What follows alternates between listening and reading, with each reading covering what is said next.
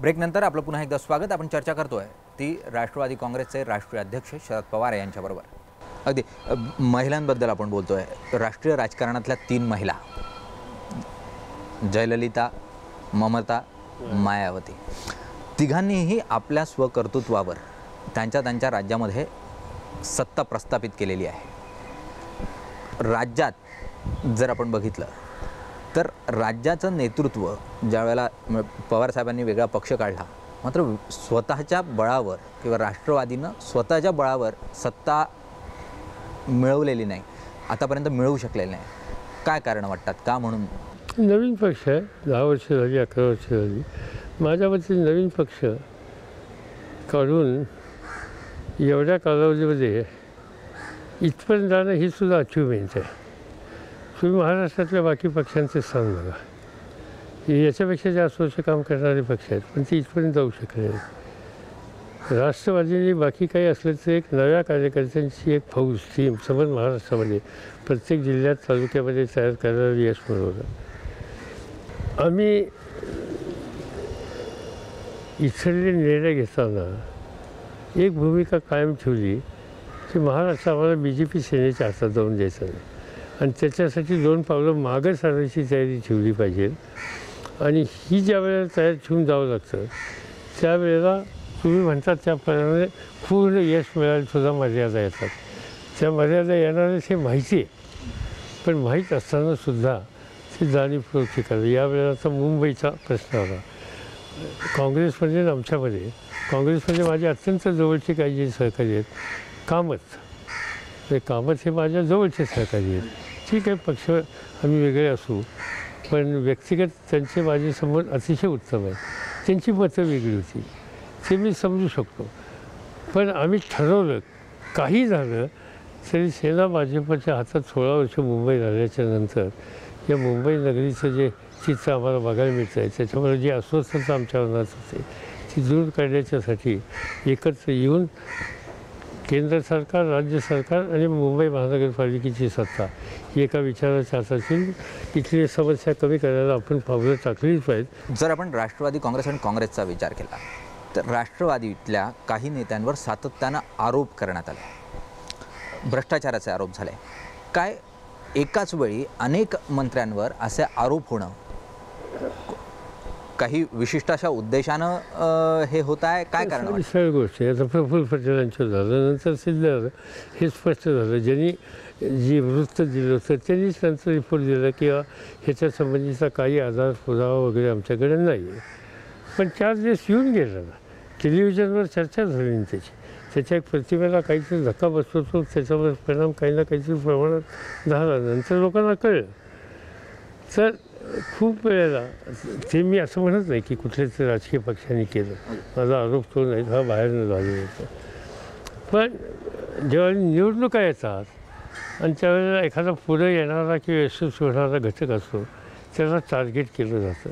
महाराष्ट्रामध्ये आज राष्ट्रवादीला टार्गेट करण्याच्यासाठी अनेक सहकारी मित्र प्रयत्नशील असतात आणि म्हणून ते कधी अ कडनं झालं, कधी ब कडनं झालं. निवडणुकीपुरतं ते असतं. जे आरोप झाले असं म्हणतात किंवा ज्यांनी भ्रष्टाचाराच्या संबंधीच्या गोष्टी ज्यांच्या पुढे आल्या, हे लोक तुरुंगात गेलेले आहेत. ती अवस्था इथं कोणाची झाली नाही, इथं बोललं गेलं फक्त. आणि त्यामुळे माझ्या मते हे निवडणुकीच्या एक कालखंडामध्ये जे हल्ले केले जातात, म्हणजे मला आठवतं आहे की काही जबाबदार लोकांनी माझ्याबद्दल आज नाही 10 वर्षापूर्वी सांगितलं जाऊ दे ब्राई. म्हणजे मुंडेंनी तर असं सांगितलं की माझ्या हातात सत्ताच्या जाऊला मुसक्या बांधून मी आणतो. कुठं जाऊच दिसला नाही. ती गृहमंत्री होते, त्याच्यात त्यांच्या काळात कुठं जाऊचा संबंध त्याला काही सांगता आला नाही, सिद्ध करता आला नाही. निवडणुकीच्यासाठी ते बोललेले होते, त्यामुळं काही त्याचा फारशी नोंद नंतर लोकांनी सुद्धा घेतली नाही, लोक विसरून गेले. तर मला स्वतःला असं वाटतं की आत्ता हा निवडणुकीचं एकदा वातावरण उचललं की ते थांबेल. अलिखित एक करार होता असं बोललं जातं शिवसेना आणि राष्ट्रवादीमध्ये की एकमेकाची लोकं फोडायची नाही, पण परांजपेंना राष्ट्रवादीनं फोडलं. नाही, फोडायचं नाही वगैरे असा करार बिरार करीत नव्हता. प्रश्न असा आहे की सहसा राष्ट्रवादीचे लोक सेनेत जाण्याच्यासाठी उत्सुक नसतात. काही ठिकाणी गेले, नाही असं नाही, काही लोक असे आहेत की एकेकाळी माझ्यावर काम केलेले होते, पण ते सेनेमध्ये गेले, पदाधिकारी झाले, इव्हन त्यांचं सरकार तेव्हा काही मंत्रीही झाले, पण त्याच्यामध्ये काही अलिखित करार वगैरे वगैरे याच्यामध्ये काही नव्हतं. आम्ही कधी फारसं लक्ष दिलं नव्हतं. खरं सांगायचं म्हणजे आम्ही एक नवीन टीम बांधण्याच्या संबंधीचाच प्रयत्न करत होतो. पण कोणी सहाय्य करत असेल, मदत करत असेल आणि ती निवडणुकांच्या काळात मदत होत असेल तर आम्ही कधी नाही म्हणत नाही. मी चाकाला जायचं, भांडं दाखवायचं म्हणायचं काही कारण नाही. आपल्याला बेनिफिट होत असेल तर घेऊया. प्रधानमंत्र्यांनी आमच्या पक्षात येण्याची भूमिका कधी सांगितली नाही, पण काही प्रश्न त्यांनी मांडले आणि ते प्रश्न माझ्याकडे मांडत असताना त्या प्रश्नाची सोडवणूक करण्याच्यासाठी त्यांच्याच पक्षातले लोक कशा अडथळे आणत आहेत यासंबंधीचं एक चित्र त्यांनी माझ्यापुढं मांडलं आणि त्यामुळं ते भेटायला आल्याच्या नंतर जे रामायण सगळं झालं त्याच्यामुळं आता ते पक्षात आमच्याकडे आलेले नाहीत, पण त्यांची सहानुभूती असावी असं दिसतंय. त्यांनी जी सहानुभूती व्यक्त केली, तुमच्या मंचावर आले आणि तुमच्या कार्याचा गौरवही त्या ठिकाणी केला. विकासाभिमुख असं राजकारण पवारसाहेब करता म्हणून मी पवारसाहेबांबरोबर असं ते म्हटले. त्यानंतर कधी बाळासाहेबांनी संपर्क साधला की काय हे थोडा पुढीचं राजकारण?